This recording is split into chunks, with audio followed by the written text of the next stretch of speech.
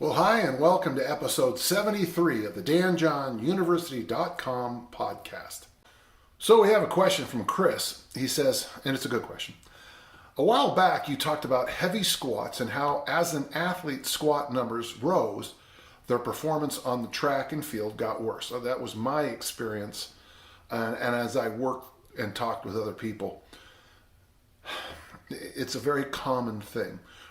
Especially when it comes to the power lifts, as you drive those numbers up, your performance in your throwing event stalls. In fact, in my case, went down. And this is what we call the system, Chris, of you're now a thrower who lifts. Check that. You're a lifter who throws rather than a thrower who lifts. Okay, why do you think this is? Yeah, well, I think it has a lot to do with the amount of recovery you have in your body. And I think it's a lot more limited than you might think.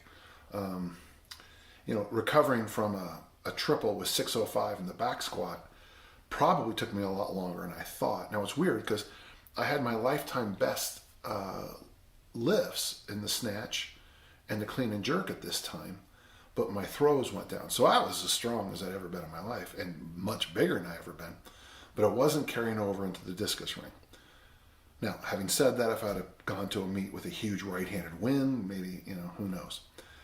Could it be the extra leg hypertrophy or the sheer load and systematic stress of the squat? I think it's the second. I think it's a systematic stress. I know when you do a heavy deadlift, it takes a while for the nervous system to come back. Now, if you're a power lifter and if you're on PEDs, the story's different. But if you're clean and you're a thrower, it doesn't work like that. What would you recommend as a main lower body movement for athletes if squats aren't increasing performance? Well, I still have the hierarchy of the Olympic lifts are here, and then the deadlift, and then the squat. So I still think, if you're a discus thrower, you snatch. If you're a shot putter, you clean and jerk. When in doubt, deadlift, especially if you're like a runner or something. Now, this last question, I'm going to answer as if I'm Percy Sarity. As an extra question, do you think too much leg hypertrophy hinders distance runners? Well, I don't know if they could have excessive leg hypertrophy. I imagine, the guy with the biggest quads wouldn't necessarily win the 100 meters. But Percy Sarity recommended, 50, 60 years ago, that the way you get runners to have more power is to run hills and do deadlifts. And I still think that formula is still pretty good today. Your mileage, your mileage may vary. Your mileage may vary when you work with runners, but a double body weight deadlift and running hills, in my experience, has always helped people with speed.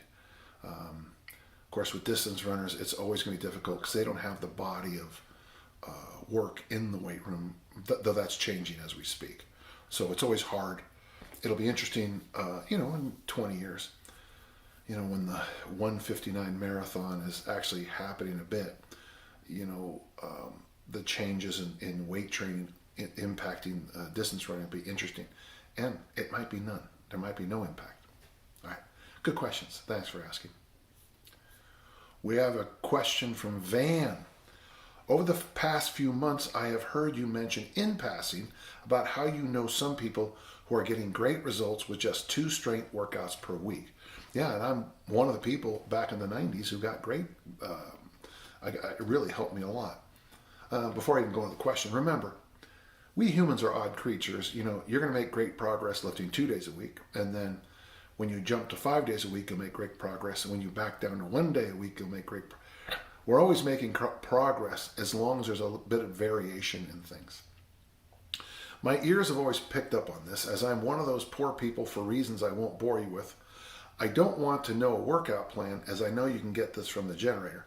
I am more interested in your overall thoughts about who you think this approach is and isn't suitable for, the essentials when it comes to equipment and movements, its limits and its benefits. I would say it's going to work best for someone who has a large background in strength and conditioning and comes to a point in life where they can't keep training like the magazines and the TV are telling them, and you just, because of kids, career life, you back down to 2 days a week. My 2 days a week were Tuesday and Saturday. And I met Tuesday nights with John Price at the gym over here. And on Saturdays we met in the morning, and it really didn't impact my being a father or husband or my careers very much. When Columbia College changed me to working Tuesdays and Thursdays, I moved to Monday night, and I think we kept it at Saturday or something like that. But we just do your best. So there's your issue, Van. If you have been training a long time, minimalism works. I'm not always sure minimalism works immediately with a new person, though certainly some is better than none. So if you have a new person working 2 days a week, that's going to work. When it comes to equipment, if you're, of course, I think you probably have to do the barbell moves. For me, as I recall, as best I can, what I finally moved to was bench press and front squat and bench press and an Olympic lift. And for us, we did cleans originally, then we moved to snatches. The reason we did bench presses twice a week is because the pressing movements, untrained drop off. But if you're doing the front squat 1 day a week and the snatch another day a week, you're taking care of everything. But it'd have to be barbell lifts, I think. You could prove me wrong with kettlebells or dumbbells, but in my experience, it's the barbell family. Thank you. We have a fairly long question from Errol. Errol says, I have taken your advice on just doing the presses for a bit, and although I felt and seen improvements, I've had some worries as I have ears to shoulders, which in a video of yours you called poison. Yeah, that's the old kettlebell thing. When your ear, let's say the ear is shoulder poison. So when you're training, as you get that shoulder closer and closer in the ear, bad things tend to happen, in the other parts of the train. How to avoid this? Well, first off, have the courage to go back and revisit the push-up position plank, revisit the goblet squat, revisit the front squat, practicing keeping the shoulders, what we call packed. Right now, if you put grapes inside my armpits, I'm trying to turn those grapes into wine. Dan John armpit wine. Buy some early before they get expensive. So it's a practice. You need to practice to get rid of that. Another question is, how do you deal with motivation, so to speak? There's a 200-pound Atlas stone medicine ball I was hoping to press in the year. Desire for this stated late August 2020. So I planned August 2021. Although I made significant steps to this in a short time, 175 axial clean and press, strict press 150 stone, a few others, life is making it so that I basically have this week to do it, or it won't happen till I see the 200-pound Atlas stone again. An injured left wrist isn't helping my cause either. This realization a few weeks ago has bummed me out significantly, and it reflects in my training. Everything else I do good on. The closer I get to that stone, the bigger the dread. How do you eliminate this? I guess that's the problem with a fixed goal like a 200-pound stone. Is you don't really have a lot of options, 180-pound stone, 185-pound stone. Errol, with the injury and reality, I would just suggest, let's put this on the back burner for another year until things kind of normalize in the world and in your situation and come back to it. Sometimes the key to motivation is being realistic about what's going on in the universe. I look back over my career, and there's certain years where, on paper, I should have been this, and this, but maybe a sick kid or, it could be a broken car. Reality just punches you in the face. Now this year we have COVID and a bunch of other stuff going on. And so maybe a fixed goal like a 200-pound stone might be more difficult. Why don't you maybe try to get your axial clean and strict press up or something? If it's still that important to you, well, I would say whoever has the stone, call them up. Tell 5, 6, 10 other people that you're going to do it. Bring them all in. Get your camera, put it on Instagram Live or whatever. Pick up the damn thing. Sometimes that works. Hey, good luck, Errol. And if you do try it, let me know, and I'd like to watch it. Thank you. We have an email from Drew. I hope this isn't frustratingly open-ended, but I was curious about your thoughts on the relationship between physical training and mental moral development. You gotta be careful when you throw moral in there. That's going to be a radically different discussion. Can you train folks physically to make them better people all around? And the big question, how? Well, you know, it's in the martial arts tradition and in training people for like the Marine Corps and other things.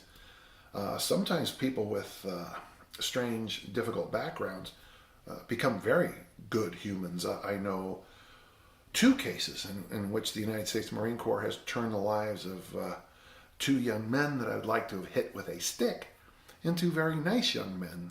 So yeah, it does happen. One of the things I always strive to do, and I got this from a coach I used to work with, Frank Latwell, you know, we had a lot of athletes at the time trying to be big, tough guys on the campus. And then when they came to practice, they would skip drills and hide. Well, he would point that out very clearly. Your behavior in the classroom is your behavior on the football field, is your behavior in life. So I've always seen a parallel in those. And I think that just comes from the ascetic tradition I believe in. But let's continue through questions. How would you approach training as a practice in the broader sense and maybe optimize it for development? You know, Drew, you just asked me, Danny, what have you been doing your entire life? I have never seen a separation. This is probably my training in Western civilization, in Western culture. The Judeo-Christian roots, the Greco-Roman roots, you know, the Beowulfs and the Arthurs and the Theseus and the Perseus. I've never seen a separation between the physical, the mental, the social, the sexual. They should all be, they should all sing together. The moral, the ethical, if you want to separate those two words out, like some do.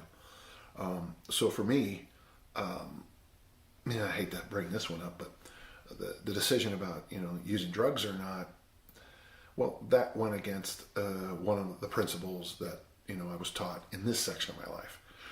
Years ago, I had a friend who was very heavy into anabolic steroids, and he was also a member of a church that bans alcohol, smoking, and drinking coffee and tea. And I said, I don't mean a jerk or anything, but you are radically against legal things like coffee and beer, but the illegal, literally illegal, and banned substances you're fine with. And he said, well, I've looked through the religious books of my faith, and it says nothing against anabolic steroids. And I thought, well, that's an interesting conversation, isn't it? So, Drew, for me, the word integrity means one. So integers or integers in math, depending where you're from, how they say it. So integrity is being one person all the time in every situation. So one of the things I try to teach people, and of course one of the foundational statements of how I coach people, the body is one piece. If you have diarrhea, not a good day to back squat. If you just had your heart broken, might not be a good day to throw the hammer. So that's how I approach it, Drew. The body is one piece, not just physically. I don't believe in Frankenstein monster training, upper body, lower body days. But I also think, and this is something my mother taught me, whether I'm talking to the Pope, the president, a neighbor, a receptionist, I should treat everyone with absolute dignity, the same way. So that's my take on it. I hope that helps. That's a tougher question than 5 sets of 2, okay? Thank you. We have a question from Jack, and Jack is going to ask that question that continues to be the holy grail of sports. My question regards a murky area in strength, the role and priorities of strength training, ultra running, trail specifically. There are so many different paradigms of training I've come across. Body weight only, lots of dumbbell work, but not much reminds me of your general recommendations. Sure. What is your take on the most important strength approaches to long distance trail running? And he says 50 miles plus. I understand that we should embrace the obvious and focus on MAF-like volume. But what about for those who want a more well-rounded approach? Also, for reference, I'm not competitive. I just enjoy the adventure. Well, the best thing I can do for you is to study the work of Percy Cerutty, the book. And if you put my name and Percy, and it's Cerutty, and Google it, you'll see I reference him all the time. His recommendation for ultra runners was, you bench press 2 sets of 5, you deadlift 2 sets of 5, you do sit-ups, you do pull-ups, and he had this exercise he called power curl. Basically, it was a power curl. It's a power clean using some back. And I think that stands the test of time. The other thing he recommended a lot was sand hill sprints, but if you don't have sandy hills, hill sprints. And I've had great success my whole career emphasizing the hill sprints, shockingly so. So, Jack, if you lifted 2-3 days a week in this, basically it's an easy strength program. You look at it, maybe 15 minutes tops. If you don't feel safe doing the bench press, you could do double kettlebell press overhead, double dumbbell press, whatever, and get that deadlift up and get those hill sprints up, I think. And if you do start doing trail running, just had a nice talk with Kevin Mass, about the reason he likes loaded carries so much. He's a big time backcountry skier, and a lot of it, he tells me, has the same feeling loaded carries has. So oddly, sometimes what we do here in the weight room seems weird that it would carry over to something like backcountry skiing, but in the real, what happens out there in the real world, we can help you. So I hope that answered your question. It's a good question, Jack. Look up Cerutty and see what you can get some information on. Okay? Thank you. We have a question from Jack. I am 16 years old. I am starting to generate some interest from college coaches in football and track. I currently hold an offer in track, which is very impressive. Those are hard to get. Most college coaches tell me I need to add some weight and get stronger. My lifestyle is busy with school and 3 sports, football, track, and basketball. Oh, we call basketball a sport now. Oh, that's weird. I don't have a lot of time between each sport. I need your best advice on how to add on about 30 pounds to become stronger without drawing my energy from other sports. I appreciate any advice you can give me. Well, here's the thing, Jack. You're about to get a free ride here for about 2-3 years. It's called secondary puberty. You've got to lift weights, especially if you're a track athlete and a football player. You've got to lift weights. And I'm kind of surprised you don't have a school program, but why don't you just do something like 3 whole body workouts a week and fit it in where you can? When I was your age, I had my own home gym. I saved up my allowance and my mowing the lawn money for a year to buy an incline bench. If you don't have weights or access to weights, go talk to mom and dad, talk to your uncles, talk to your cousins. Everybody knows somebody who has weights who doesn't use them, and stockpile your own little gym. Train at home. I always worry about people bench pressing at home, but overhead press, if you can learn the front squat, if you learn the deadlift family, heck, do what I did when I first started. It was all presses and all deadlifts. That was my first couple of years. And then all of a sudden, secondary puberty is going to kick in and you get big. It would have been nice to know a few things like your weight and what year you are in school, but you got to lift weights. Don't make it too fancy. 3 days a week, whole body. Focus on deadlifts and presses for a while. At home, squat as best you can. At home, be a little leery of the bench press. And if you got a chance to go to college on a track ride, do that. It is the best scholarship I can think of outside of being a drummer in the band. Good luck on you. Get back to me. Bye-bye. We have a question from Nick. I am a member over at the DJ University, and I've been using the workout generator since about August 20, and it's completely changed my approach to fitness. That's just good news. Thanks for saying that. Kind of made my day. Thank you. Since hanging out on the workout generator instead of always feeling beaten down and broken, I feel increasingly sprightly for my age, 59. So thank you, and thanks to Brian. Brian, thank you too. That guy's a game changer.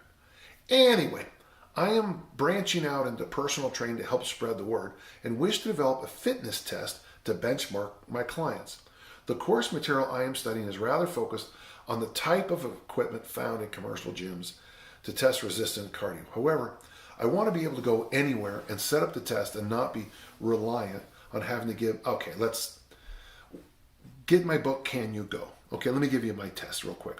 1, can the person stand on 1 foot for 10 seconds? Yes or no? If they cannot, you call a doctor, and you call the doctor and get them a medal. There's something wrong. That's test 1. If they fail, doctor. If they pass, move on. 2 measurements. Waistline. If their waistline is over half their body height, they're a body composition client. There you go. Part 2. The second measurement is if they weigh over 300. If they weigh over 300, I want a medical doctor visit, I want an eye doctor visit, I want a dentist visit before I work with them. 3 questions. How many pillows does it take for you to sleep comfortably at night? If it's more than 1, they're a mobility client. That's it. Most people in America are mobility clients and body comp clients. The 2 questions. Do you eat colorful vegetables? Everybody always says yes. Do you exercise half an hour a day? Everyone always says yes. These 2 questions, and when you read the book, these are just to assess the way the person's answering you. And then there's 4 tests, and number 1 test is this. Can you hold a plank for 2 minutes? If they fail that, they're a straight client. So, and you get the book, there's 3 circles. It's a Venn diagram. We do also have a shortened version of this.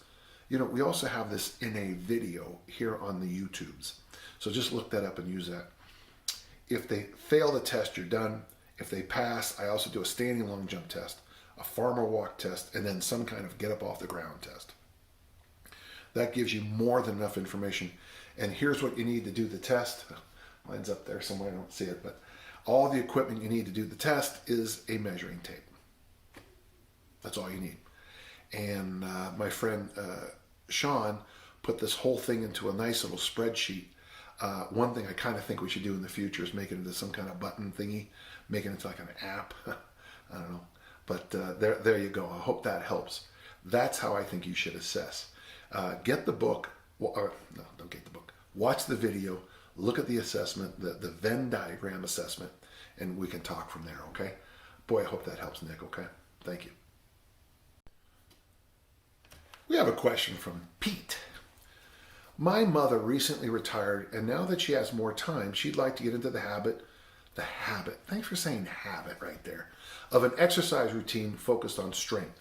She's in her mid-60s, young woman, moderately active, pretty healthy other than an issue with one shoulder. She's given me the job of creating her a plan that consists of 3 workouts a week for about 30 minutes each workout. She has some light pairs of dumbbells, 3, 5, 8, and a couple of kettlebells, 10 and 15 pounds. She likes to go for walks most days, so those would stay her daily regimen on top of the exercise program. Where should I start? Pete, people got on me a couple months ago that I always recommend the workout generator for these questions, but at danjohnuniversity.com, you're going to go in there and you're going to go to the workout generator and you're going to pick the goals your mom wants. Okay, it'll all make sense when you get there. The first question will come up when you hit the generator is this: what equipment do you have?